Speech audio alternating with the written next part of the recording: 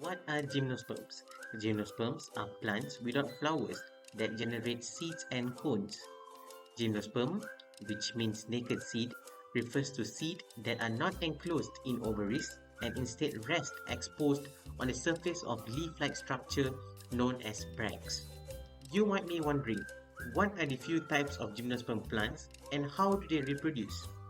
Well, a few types of gymnosperm plants are pine, fir, spruce, cycades, conifers, and ginkgo. These gymnosperm plants reproduce by using strobili and cones, which can be found on the same tree as seen in pinus or on other trees as seen in spruce. In Antheridia, which is the male sex organ, develops microscope to form male gametophytes, while in Archigonia, which is the female sex organ, it develops megaspores to form female gametophytes. This plant, which generates both microspore and megaspores, are called heterosporous. Gymnosperms can be further classified into four main types of gymnosperms, which are phylum Coniferophyte, phylum Cycadophyte, phylum Genetophyte, and phylum Ginkgophyte. First, let's have a look at phylum Coniferophyte. The most well-known species of phylum Coniferophyte plants are the conifers, and it can be found in regions with an annual average temperature of 10 degrees Celsius.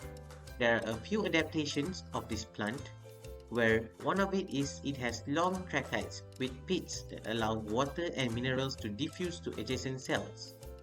Besides that, the tree trunks are shielded from forest fire by thick bark contains resin to defend themselves against insect or fungal attack. Lastly, it has needle-like leaves and thick cuticle for the plants to adapt to severe environment. Now, let's look at the reproduction aspect of phylum Coniferophyte. Phylum Coniferophyte are monoecious plant, which means both the male and female reproductive organs are located in different sections of the same plant. Conifers also generate both microspores and megaspores in different cones because it is heterosporous. Typically, cones or strobili are used to carry the reproductive components. There are a few differences that can be distinguished between the female cone and the male cone.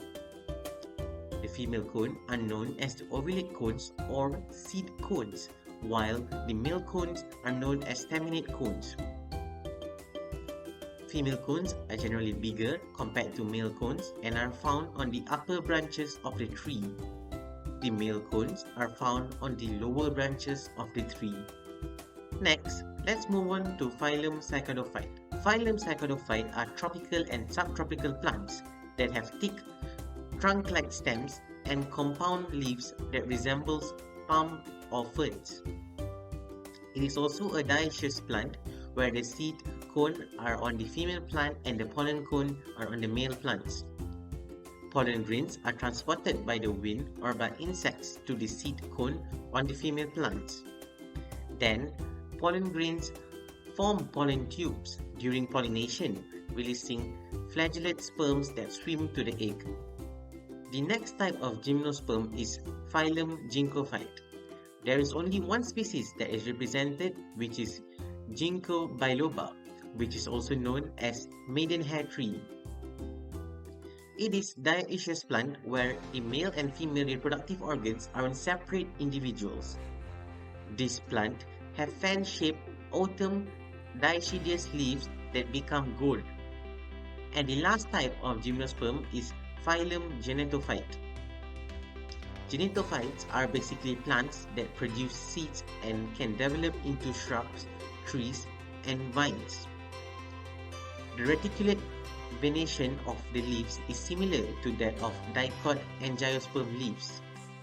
The cone clusters that serve as reproductive structures resemble flowers and uses a technique called double fertilization where two eggs are generated and one of those two is fertilized and developed into an embryo while the other eggs fails to fertilize and does not nourish the developing fetus.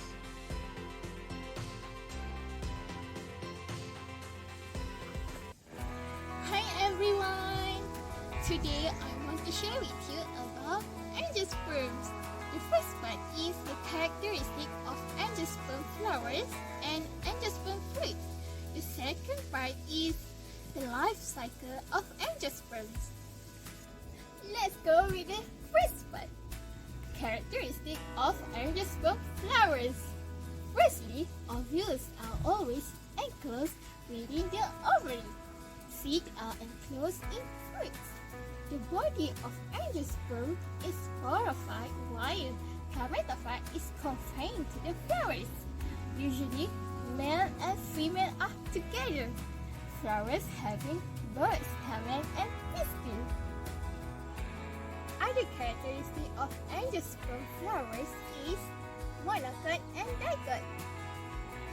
The differences between monocot and dicot is one cotyledon, double cotyledon, fibrous root, taproot, have petal in multiple of 3, have 4 or 5 petals.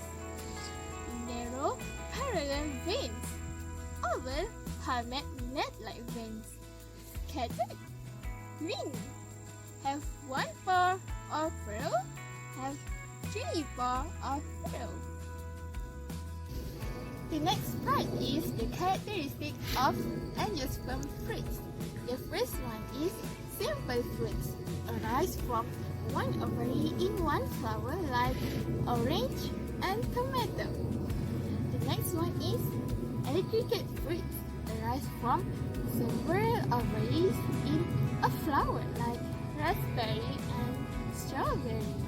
The last one is multiple fruits, arise from ovaries in several tightly clustered flowers which grow together into one fruit like pineapple and mulberry.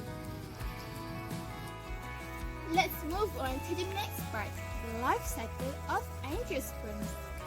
Firstly, microscope mother cell divides by meiosis to produce 4 haploid microscope cells.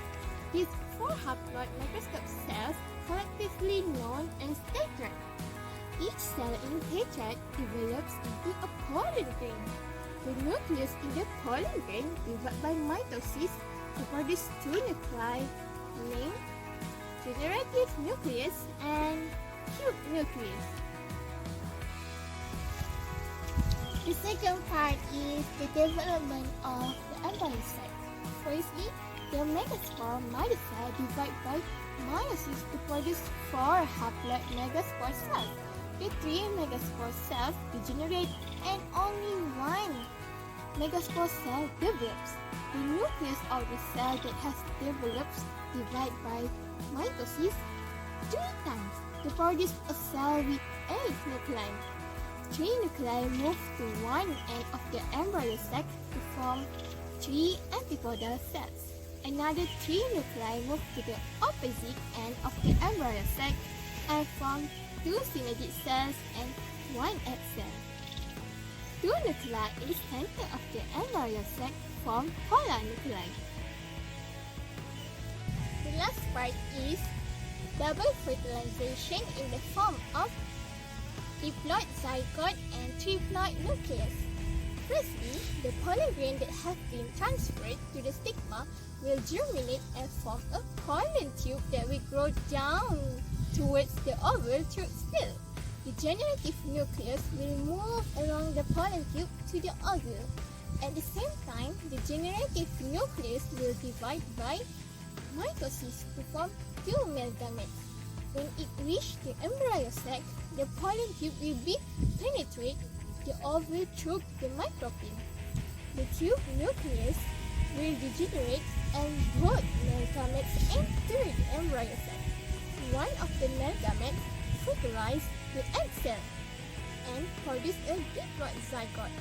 The second male gamete fuses with 2 polar nuclei to form a triploid endosperm nucleus. This video I will talk about evolutionary relationship in plant kingdom. So, what is actually plant kingdom? Plant kingdom is broadly composed of 4 evolutionary related groups, which is biophates, phaeteridophates, Gymnosperms, and Angiosperms. These groups share features such as the production of embryos, photosynthetic chloroplasts, and cell walls primarily composed of cellulose. First of all, I will talk about evolution of plants for bryophytes. Bryophytes, which is the first group in plant kingdom, has the smallest size, for example, moss. Moss typically has 0.2 to 1 cm in tall. The dominant generation for bryophytes is gametophytes, which means sporophytes depends on gametophyte for the rest of its life. So, how does bryophytes reproduce? Since bryophytes have neither pollen nor flowers, it relies on water to carry the male gametes, the sperm, to the female gametes, the eggs.